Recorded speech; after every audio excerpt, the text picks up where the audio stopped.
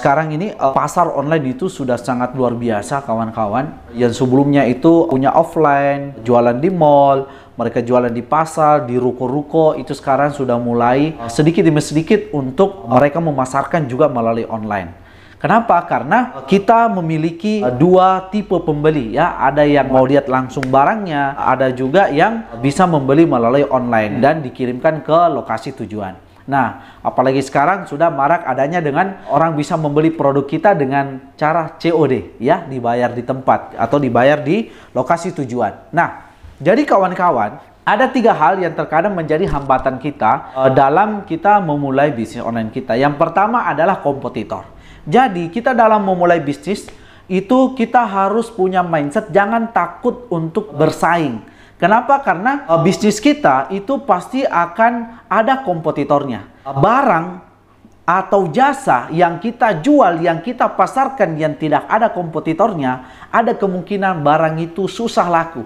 Justru dengan banyaknya kompetitor itu akan membuat kita lebih kreatif lagi, kita lebih banyak belajar lagi, cocoknya strategi apa yang akan kita lakukan agar kita bisa menang dalam persaingan. Saat ini ya kompetitor itu bertumbuh setiap hari, banyak kompetitor kita yang bermunculan dan mereka dengan inovasinya yang baru, dengan strateginya yang jauh lebih keren, yang jauh lebih bagus, dan itu menjadi tantangan tersendiri buat kita. Tapi ingat, semakin besar tantangan kita, semakin besar kompetitor yang kita hadapi. Di saat kita bisa melewati itu, insya Allah kita bisa memenangkan pasar. Permasalahan yang kedua adalah banyaknya penipuan secara online.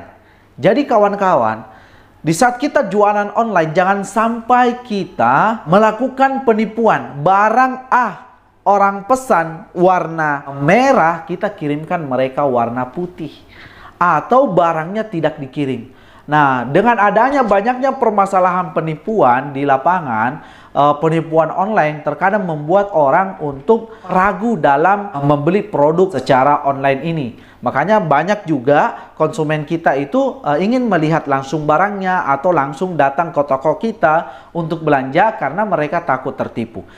Agar kita lebih dipercaya oleh konsumen kita atau calon konsumen kita, hal yang harus kita perbaiki adalah bangun kepercayaan melalui Instagram. Kita perbaiki Instagram kita, aktif jualan juga, share video-video kita di YouTube, kemudian share video-video atau konten jualan kita di Facebook. Insya Allah di saat mereka melihat itu, mereka akan jauh lebih dipercaya terhadap barang yang kita jual melalui online. Bahkan ya di Instagram itu banyak orang mengejar untuk centang biru. Kenapa? Karena kalau centang biru itu kecil kemungkinan dia akan menipu. Jadi teman-teman, untuk membuat kepercayaan orang itu bangun media sosialnya atau bangun personal brandingnya dan bangun media sosial produknya seperti itu. Yang ketiga adalah masalah pencatatan keuangan. Jadi kawan-kawan, perlu kita memahami dan jangan mencampurkan antara uang bisnis dan uang pribadi. Ini yang salah satu menjadi penyebab kegagalan kita dalam berbisnis online. Kenapa? Karena kita mencampur uang kebutuhan sehari-hari kita atau uang bisnis online kita dan uang pribadi kita. Itu jangan dicampur, harus dipisah.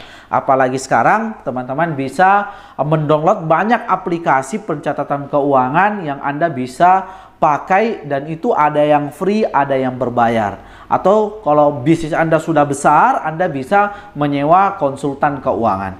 Nah, mungkin itu 3 hal yang bisa menjadi hambatan dan tantangan kita di saat kita berbisnis online. Intinya, semua tantangan dan hambatan itu jangan menjadi penghambat agar kita untuk melangkah untuk memulai bisnis online. Kenapa? Karena semakin Anda menunda, waktu Anda semakin banyak terbuang. Dan mumpung umur kita masih ada, ya, teman-teman harus semangat untuk tetap jualan online. Insya Allah Anda akan sukses, Anda akan berhasil. Sekian dari saya. Assalamualaikum warahmatullahi wabarakatuh.